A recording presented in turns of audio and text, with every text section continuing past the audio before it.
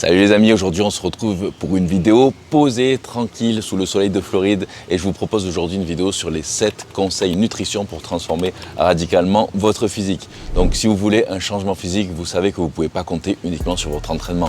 Forcément pour perdre du gras et construire du muscle, ça demande une très grande discipline et surtout dans l'assiette. Donc sans une alimentation au point, vous n'aurez pas forcément les résultats espérés malgré tous vos efforts à la salle.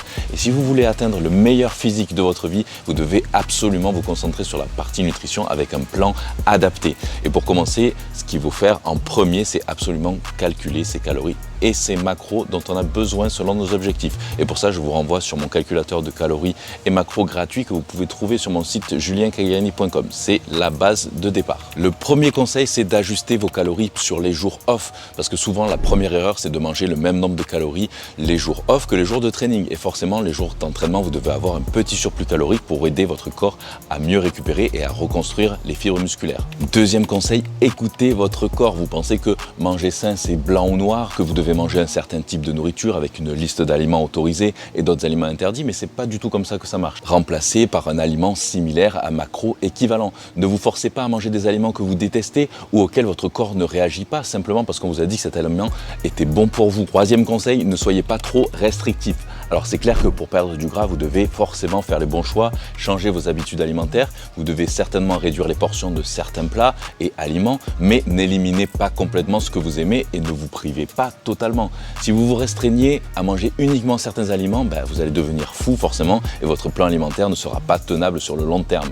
Si vous faites juste de meilleurs choix, que vous calculez bien vos macros, vos calories, alors vous pourrez vous autoriser quelques petits extras par-ci par-là en restant bien évidemment dans vos macros. Quatrième conseil, augmentez votre ration de protéines. Il y a de nombreuses études qui montrent qu'augmenter sa quantité de protéines de 15 à 30%, ça permet une sensation de satiété plus rapide et donc qui conduit forcément à diminuer automatiquement son apport calorique sans forcément s'en rendre compte et du coup favorise une perte de gras plus rapide. Essayez de consommer 20 à 40 grammes de protéines par repas. N'allez pas non plus dans l'extrême, essayez de vous limiter à 2 grammes à 2 grammes 5 par kilo de poids de corps de protéines pour un pratiquant de musculation. Essayez de consommer entre 20 à 40 grammes de protéines à chaque repas. C'est idéal pour augmenter la synthèse des protéines et pour la prise de muscle. Donc manger suffisamment de protéines, ça ne veut pas forcément dire qu'il faut manger que de la viande ou des shakes protéinés. Ça peut être également forcément des œufs, du poisson, du skyr par exemple, mais aussi des mélanges de céréales et légumineuses.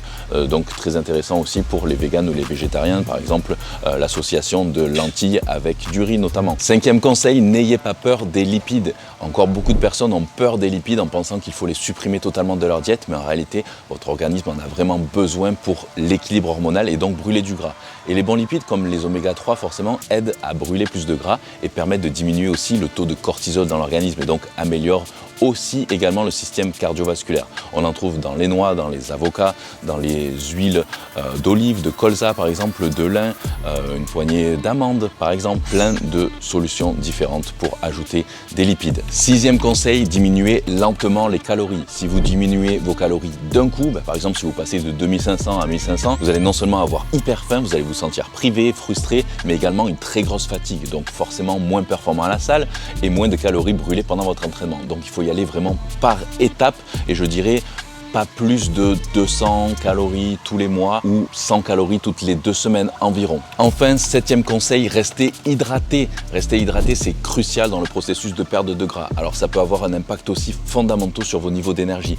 Beaucoup de personnes se sentent fatiguées dans la journée et pensent qu'en mangeant plus, ça ira mieux, alors qu'en réalité, c'est tout simplement parce qu'elles avaient besoin de boire plus. Alors comment savoir que vous êtes suffisamment hydraté?